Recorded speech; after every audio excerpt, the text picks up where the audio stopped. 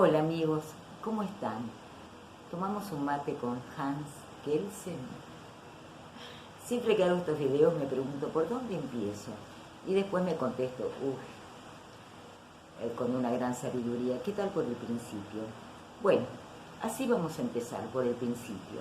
Entonces, vamos a dar cuenta brevemente de algunos hechos y rasgos de la vida de este enorme jurista que ha marcado, pienso yo, más que nadie, a la ciencia jurídica en el siglo XX y puedo decir que lo sigue haciendo. ¿Quién fue Hans Kelsen? Bueno, Hans Kelsen nació en Praga en 1881. Recordé a Kafka, es su contemporáneo. También Kafka era nuestro colega, abogado. Pero Kelsen fue, vamos a decirlo así, algo más, un gran jurista, un gran científico del derecho. Nace en Praga en 1881 en el seno de una familia judía.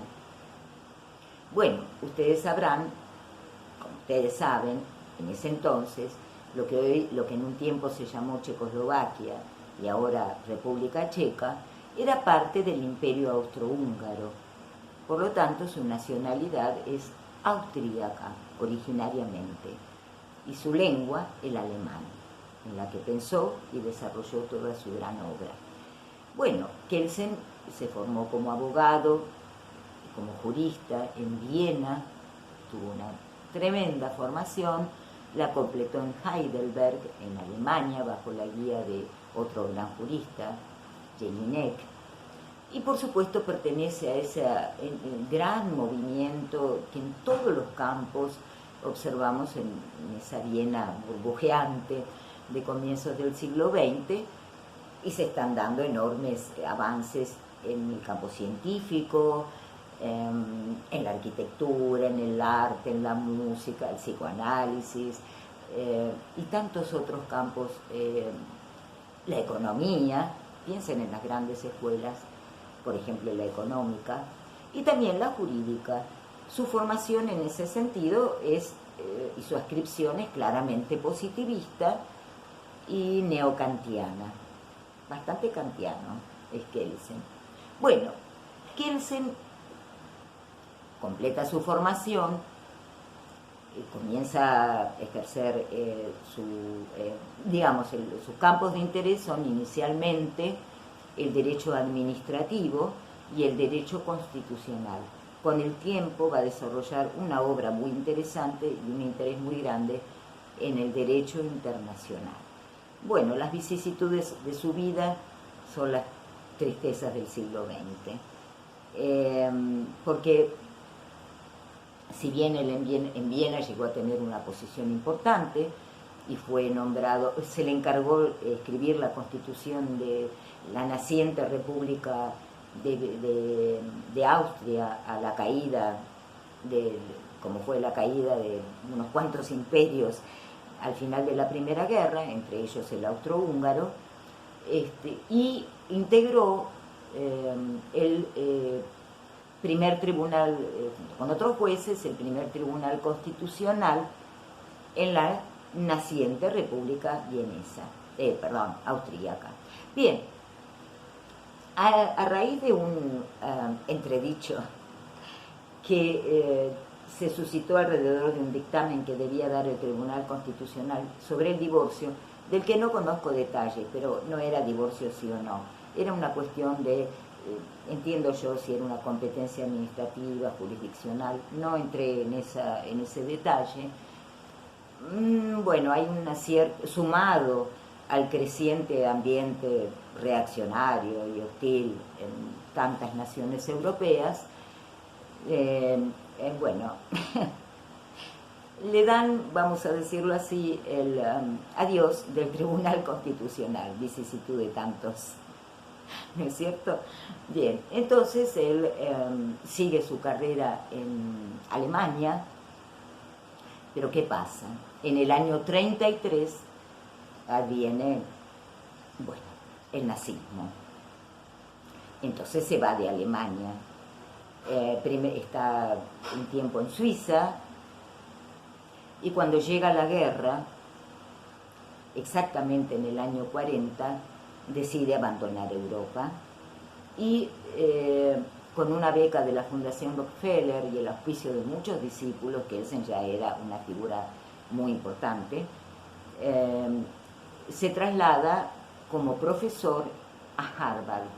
Bueno, ahí ejerce unos años y después también hay algunos inconvenientes, y un discípulo norteamericano de Kelsen, Roscoe Pound, que fue un gran jurista también americano, lo lleva, le propone ir a la Universidad de Berkeley en California, y ahí es donde sigue él viviendo y continúa su labor, su gran labor, a lo largo de una vida muy larga vida al derecho, porque murió en 1973 a la edad de 92 años, hasta el final de sus días.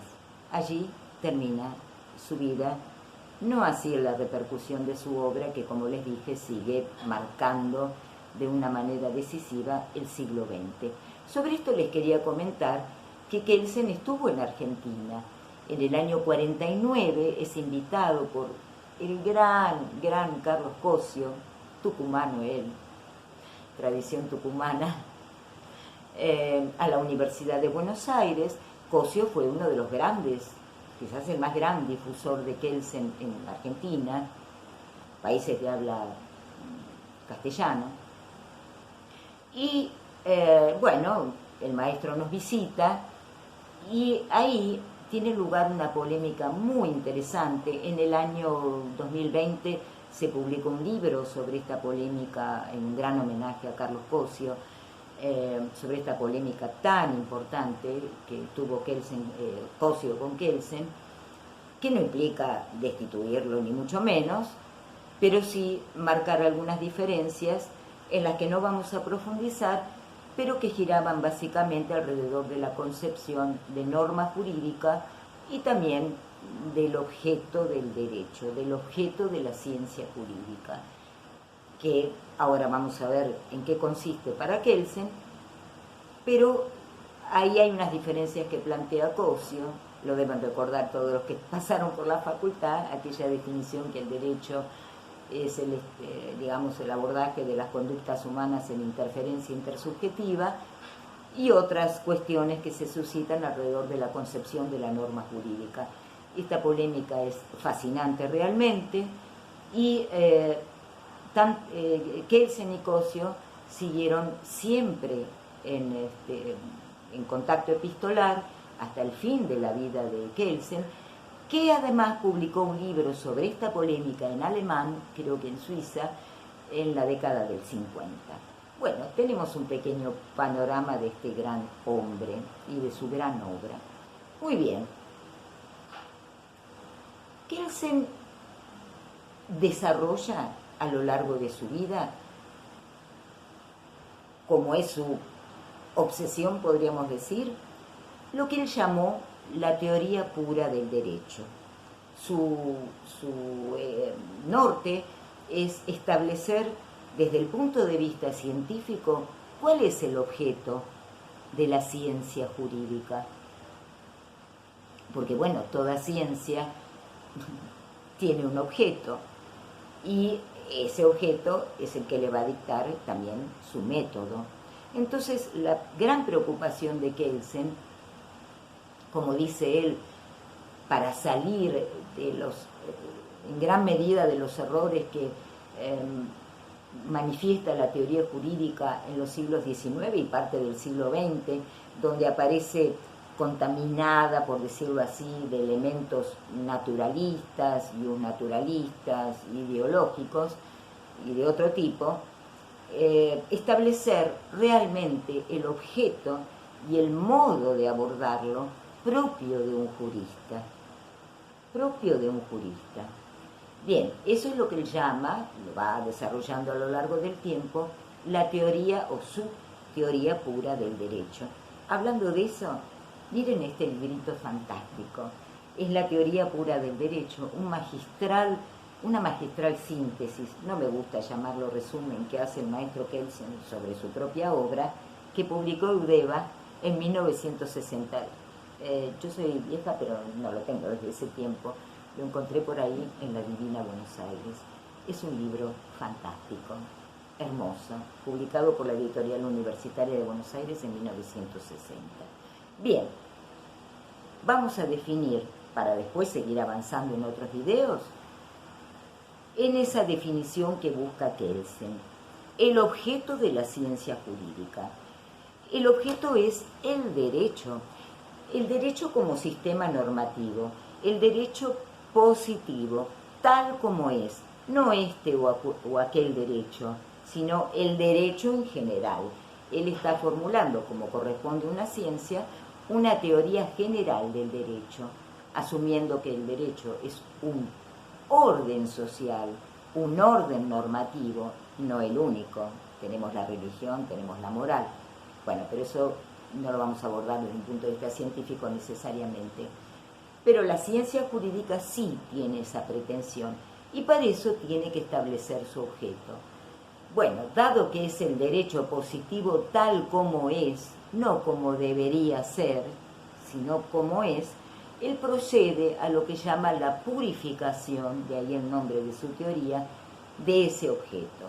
Y esa purificación se da en dos sentidos, que después vamos a profundizar. Primero, en un sentido anti-ius naturalista, en un sentido positivista. Nuestro objeto, el sistema normativo, el orden que el derecho expresa, en cuanto a la regulación de las relaciones sociales, debe estar despojado, si lo enfocamos desde el punto de vista científico, de la moral, de la justicia, de la política y de toda ideología. Eso es lo que él llama la purificación positivista y anti-ius naturalista del objeto, sistema normativo. Y la otra purificación que él hace, como ya le digo, después vamos a profundizar en esto, es la purificación antinaturalista. El derecho no es, como ciencia, no es causal, aplica otros principios de conocimiento, no el causal. Por lo tanto, debe purificarse de toda referencia a las ciencias de la naturaleza, que normalmente aplican el principio de causalidad, y también de la sociología, que no es una ciencia de la naturaleza, por supuesto es una ciencia social, como pretende ser el derecho, pero que aplica en general principios causales. Acá nos quedamos y nos vemos en el próximo video. Muchas gracias.